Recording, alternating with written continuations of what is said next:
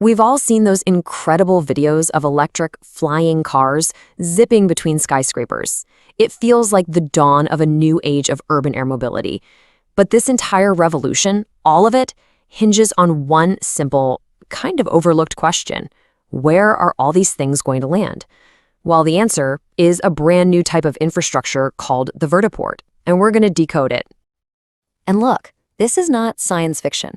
As of early 2025, over 1,500, that's 1,500 vertiports are already planned for development around the globe. That's a jump of 500 new sites in just a few months. The foundation for this new age of aviation is literally being laid as we speak. So yeah, this massive build-out, it signals something huge. It means a real revolution is landing in our cities, a fundamental shift in how we're all going to think about getting from point A to B. But here's the thing. The success of these sleek electric aircraft, they're called eVTOLs, it doesn't really depend on their fancy motors or their batteries. Nope, it depends entirely on the ground support systems we're about to dive into. Because without the right place to land, charge, and take off, the flying car just stays a fantasy. So what is this new infrastructure exactly? Now, it's easy to just think of it as a modern helipad, but that would be a huge understatement. Because a vertiport, well, it's so much more than just a landing pad. Okay, at its core, a vertiport is a purpose-built facility for eVTOLs. And that word specialized is absolutely key.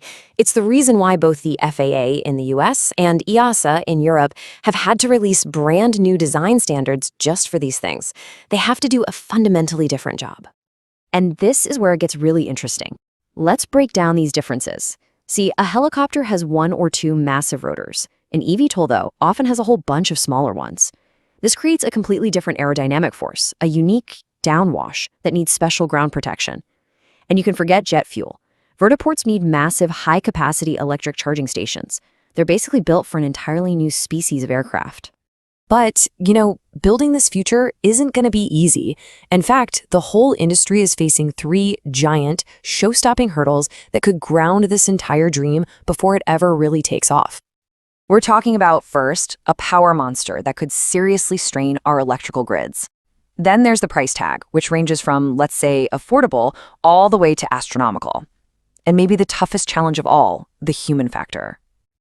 All right, let's start with the power. To get the quick turnaround times you need for an air taxi service, these eVTOLs have to be fast charged. And that, my friends, requires an incredible amount of electricity. And here's the bottom line. A typical vertiport needs about 2 megawatts of power. To put that into perspective for you, that is enough electricity to power up to 2,000 homes.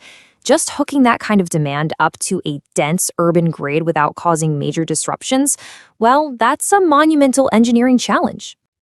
Next up is the sheer cost. Just like airports, right? Vertiports are not one size fits all.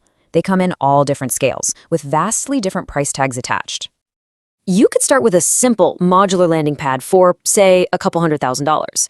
But if you want a large-scale vertihub with multiple bays and maintenance facilities, you're looking at $6 to $7 million just to build it, plus up to $17 million every single year just to operate it. Those economics are a really serious hurdle to clear. But you can have all the power and all the money in the world, and you can still fail if you ignore the most important factor of all, the people who have to live next to these things. Public acceptance is absolutely make or break. Communities are rightfully concerned about the noise from frequent flights, the privacy implications of aircraft constantly flying overhead, and of course, the big question of safety. There's also this fear that it'll just be a service for the wealthy. Technology alone can't solve these problems. It's going to require genuine community engagement. But okay, for every one of these huge hurdles, brilliant minds are developing equally brilliant solutions. So this isn't just a story about problems, it's a story about some incredible innovation. Take this quote from the CEO of Skyports. He's talking about a design called the AeroBerm, a modular vertipad that's been specifically engineered to tackle those show-stopping challenges we just talked about. It's designed to manage downwash, suppress fire risk, and crucially mitigate noise to be way more community-friendly. And that brings us to the next level of planning, digital twin technology. It's amazing. Before a single shovel ever hits the ground, operators create a perfect virtual replica of the vertiport. This lets them simulate an entire day of operations. They can test every landing, every charging cycle, and every potential point of failure before anyone even breaks ground. And we're not just guessing here. These systems can simulate potential failures with over 97% accuracy. It is all about maximizing safety and efficiency long before the very first passenger ever steps on board.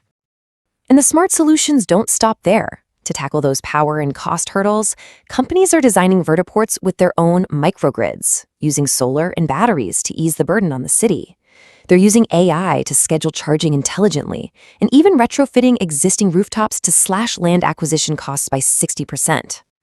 So when you put all these pieces together, you start to realize this isn't just about aviation. It's about redesigning the very fabric of our cities for the future. And that brings us to the most important takeaway here. A vertiport can't just exist in a vacuum. To succeed, it has to be a seamless node in a much larger network, connecting the sky with the ground, with trains, with buses, with ride-sharing. This isn't about adding a new piece to the puzzle, it's about completing it. The technology is almost here. The infrastructure is being planned. The final piece is integration into our power grids, our economies, our communities, and our existing transit systems. So the real question we're left with is this: are our cities truly ready to build in 3 dimensions?